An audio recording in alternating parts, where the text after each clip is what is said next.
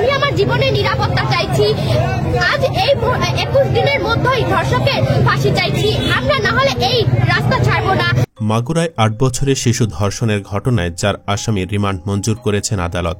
সোমবার ভোররাতে মাগুরার chief judicial magistrate Abdul Matin এ আদেশ দেন। মূল অভিযুক্ত ভুক্তভোগী শিশুর বোনের শ্বশুরকে 7 দিন, স্বামী, শাশুড়ি ও ভাসুর প্রত্যেককে 5 দিনের রিমান্ড মঞ্জুর করা হয়েছে। রিমান্ডের আবেদনসহ অন্যান্য কাগজপত্র তৈরি থাকলেও রোববার দিনে আসামিদের আদালতে হাজির করার ঝুঁকি নেওয়া হয়নি। সারাদিন আন্দোলনকারীরা আদালতের ফটক ঘিরে রেখেছিলেন। আসামিদের তাদের হাতে তুলে দেওয়ার দাবি করেছিলেন। এ কারণে সোমবার ভোররাতে শুনানি করেছেন আদালত।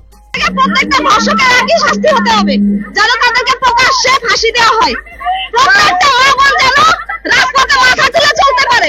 জানা যায়, মাগুরার শ্রীপুর উপজেলার জারিয়া গ্রামের 3য় শ্রেণী পড়ুয়া 8 বছরের শিশু আসিয়া রমজান ও ঈদের ছুটিতে বেড়াতে আসে মাগুরা সদরের নিজ নান্দোয়ালি মাঠফাড়া গ্রামে আপন বড় বোনের বাড়িতে। সেখানে বৃহস্পতিবার আপন বোনের শ্বশুর হিটু শেখ দ্বারা ধর্ষণের শিকার হয় অবুঝ শিশুটি। তাতে সহায়তা করেছে বোনের স্বামী, ভাসুর ও শাশুড়িও। এমনকি শিশু বলে ধর্ষণের সময় নাকি ব্লেডও ব্যবহার করা হয়। ঘটনা 3 দিন পর মাগুরা সদর থানায় মামলা করেছেন ভুক্তভোগী শিশুটির মা, যেখানে অভিযোগ করেন তার মেয়ের স্বামীর সহায়তায় তার বাবা শিশুটিকে ধর্ষণ করে। বিষয়টি মেয়ের শাশুড়ি ও ভাসুর জানত। ঘটনার ধামাচাপা দিতে তারা শিশুটিকে হত্যার চেষ্টাও চালায়। ওই দিন সকালে শিশুটির বড় বোন ও বাবাকে দিয়ে মাগুরা সদর থানায় এজাহার পাঠান ওই মা। সেই অনুযায়ী বেলা 3টার দিকে মামলা রেকর্ড হয়। মামলায় নারী ও শিশু নির্যাতন দমন আইনের ৯(৪) ক/30 ধারায় ধর্ষণ ও ধর্ষণের মাধ্যমে শিশুটিকে আহত করার অভিযোগ করা হয়। মামলায় শিশুটির বোনের স্বামী, শ্বশুর, শাশুড়ি ও ভাসুরকে আসামি করা হয়েছে। তারা আগে থেকেই পুলিশের হেফাজতে ছিলেন। মামলার এজাহারে উল্লেখ করা হয়, 4 মাস আগে মাগুরা পৌর এলাকার এক তরুণের সঙ্গে শিশুটির বড় বোনের বিয়ে হয়। ওই বাড়িতে বোনের স্বামী, শ্বশুর, শাশুড়ি ও ভাসুর থাকতেন। বিয়ের পর থেকে বড় মেয়েকে অনৈতিক প্রস্তাব দিয়ে আসছিল তার শ্বশুর। বিষয়টি পরিবারের অন্য সদস্যরাও জানত। এ নিয়ে ঝগড়াও হয়েছে। এমন পরিস্থিতিতে 1 মার্চ বোনের শ্বশুর বাড়িতে বেড়াতে যায় 8 বছরের শিশুটি। এজাহারে ঘটনার বর্ণনা দিয়ে বাদী উল্লেখ করেন, গত 5 মার্চ রাত 10টার দিকে খাবার খেয়ে বড় বোন ও তার স্বামীর সঙ্গে একই কক্ষে ঘুমায় শিশুটি। রাত 2:30টার দিকে বড় বোন ঘুম থেকে জেগে দেখেন ছোট বোন পাশে নেই। মাগুরা জেলায় তার ফাঁসি হোক এবং সেই ফাঁসি কার্যকর থেকেই সারা বাংলাদেশের মানুষ জানতে পারুক যে মাগুরা জেলায় ধর্ষণ হয়েছে। মাগুরা জেলা থেকে নতুন আইনের মাধ্যমে তাকে ফাঁসির কার্যকর করা হয়েছে। মেঝেতে পড়ে আছে। তখন শিশুটি বড় বোনকে জানায় তার যৌনাঙ্গে জ্বালা পোড়া হচ্ছে, কিন্তু বড় বোন মনে করে শিশুটি ঘুমের মধ্যে আবল তাবল বকছে। এরপর সকাল 6টার দিকে শিশুটি আবার বোনকে যৌনাঙ্গে জ্বালা পোড়ার কথা বলে। কারণ জিজ্ঞেস করলে সে বোনকে জানায়, রাতে দুলাভাই দরজা খুলে দিলে তার শ্বশুর তার মুখ চেপে ধরে তার কক্ষে নিয়ে ধর্ষণ করে। সে চিৎকার করতে গেলে তার গলা চেপে ধরা হয়। পরে তাকে আবার বোনের কক্ষের মেঝেতে ফেলে রেখে যায়। এজাহারে আরও বলা হয়, ঘটনা জানার পর শিশুটির বড় বোন তার মাকে মুঠোফোনে বিষয়টি জানাতে গেলে তার স্বামী মুঠোফোন কেড়ে নিয়ে তাকে মারধর করে। এ কথা কাউকে বললে শিশুটিকে হত্যার হুমকি দেয় এবং তাদের 2 বোনকে আলাদা 2টি কক্ষে আটকে রাখে। সকালে এক নারী প্রতিবেশী বাড়িতে এলে বোনের ভাসুর দরজা খুলে দেন। তখন শিশুটির মাথায় পানি দিয়ে সুস্থ করানোর চেষ্টা করা হয়। সকাল 10:30টার দিকে শিশুটি আরও অসুস্থ হয়ে পড়লে বোনের শাশুড়ি অন্য প্রতিবেশীদের সহায়তায় মাগুরা 250 শয্যা বিশিষ্ট হাসপাতালে নিয়ে যায়। সেখানে গিয়ে মেয়েটিকে জিনে ধরেছে বলে চিকিৎসকদের জানায়। তবে চিকিৎসক ও অন্যরা বিষয়টি টের পেলে শাশুড়ি হাসপাতাল থেকে পালিয়ে যায়। পরে বাদী হাসপাতালে যান। আসিয়ার বড় বোনের ভাষ্য অনুযায়ী তার স্বামী সজীব হোসেনও জড়িত এই ধর্ষণ কাণ্ডে।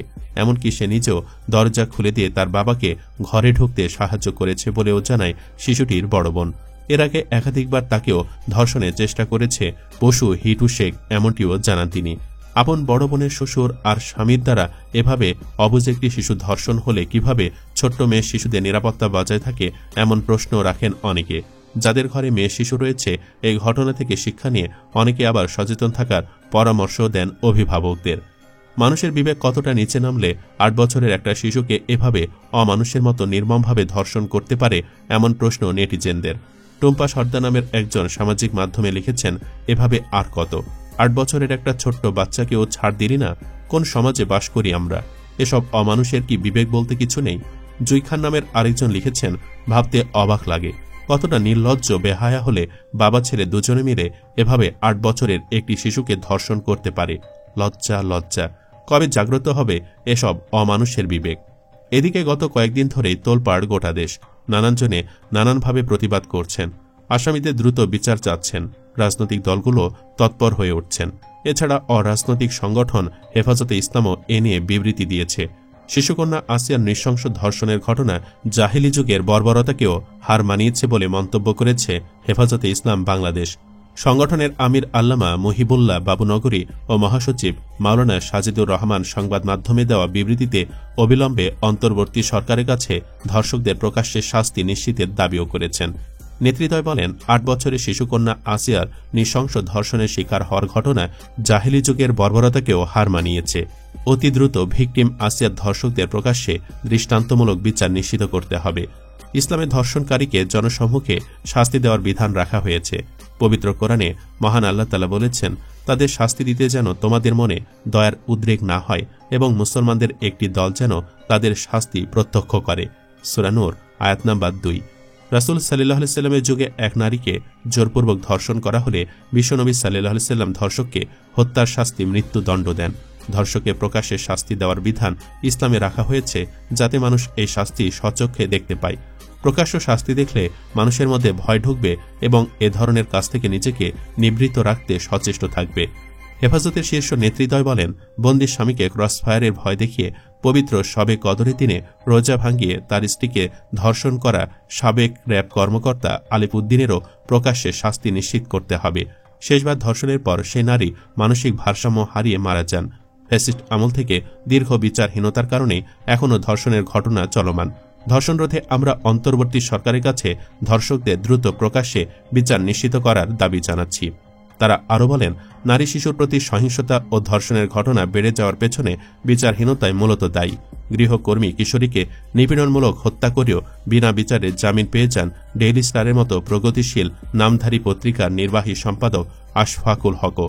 এভাবেই দেশে বিচারহীনতার সংস্কৃতি গড়ে উঠেছে।